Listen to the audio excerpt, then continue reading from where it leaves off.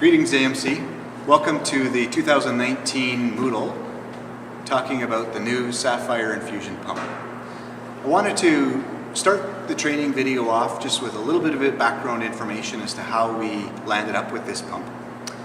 Back in 2017, Kirby-Oregam, Winnipeg AMC came to me and asked if it would be okay if he would do an environmental scan on what options for infusion pumps for the helicopter would be out on the market.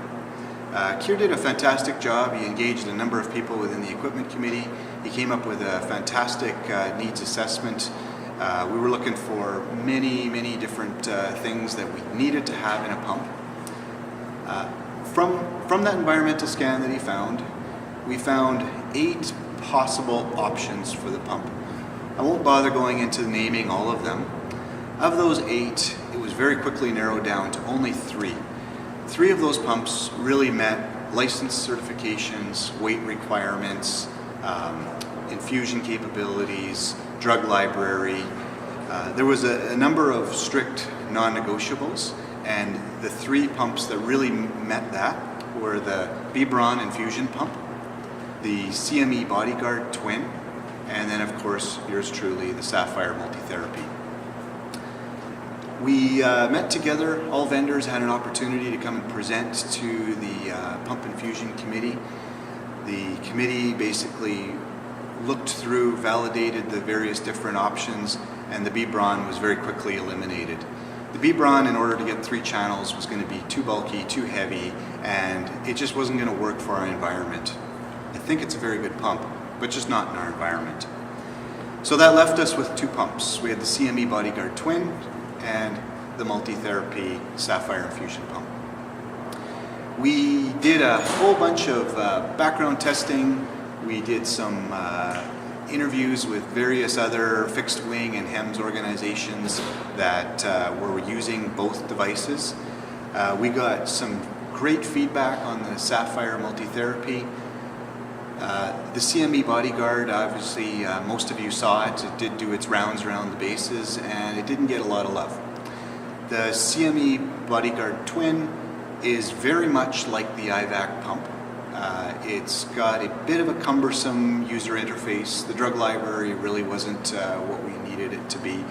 And there were just some challenges that we weren't really sure we wanted to go down that road. The Sapphire multi-therapy pump won in pretty much every category that we were testing it on. We validated it in various different environments. We tested it to the rigors of our air transport environment. We really looked at the drug library and the user interface, and those were 2 of the really big selling points.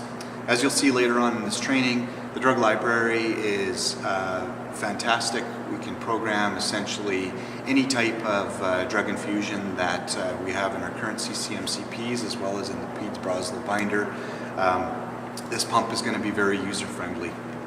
The user interface is absolutely what sold this pump as well. Very simple to use. We've used it in various different environments and it seems to hold out really well. That being said, I'm going to say that this pump will actually come with some change management. When we go from our current IVAC pump, triple channel, all-in-one, hanging on the same pole, many good features of the IVAC pump, and now switching to a single channel pump. Obviously there's going to be some learnings that is going to come with that.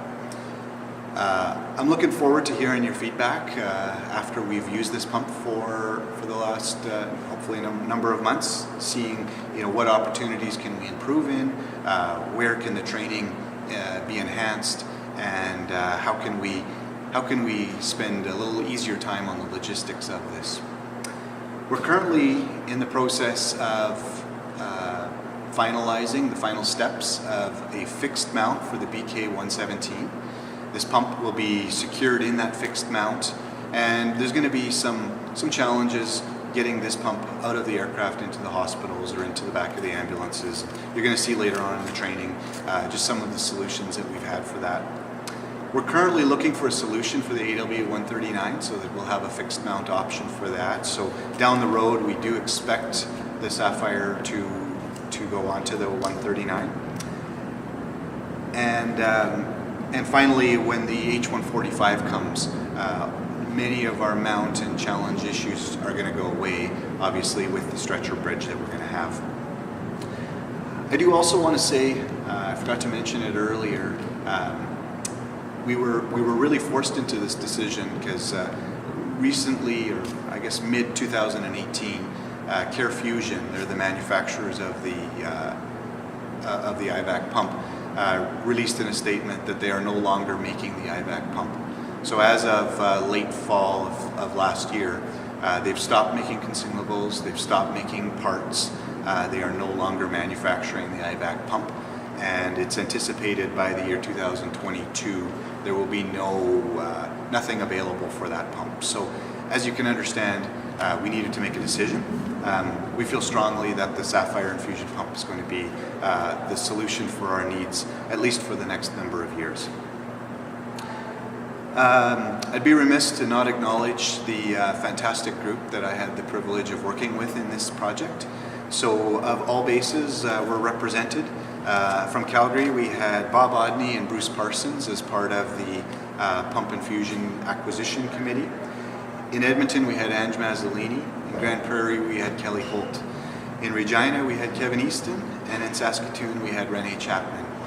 And in Winnipeg, we had Keir Bjorgum doing a bulk load of a lot of the work. And I was very privileged to be able to be the project lead in this team. So thank you to all of those folks who contributed. Thank you to the feedback that we received as we placed this pump in the various locations for trial testing. And thank you for your feedback going forward as we start to implement this pump. Take care, enjoy the rest of the training.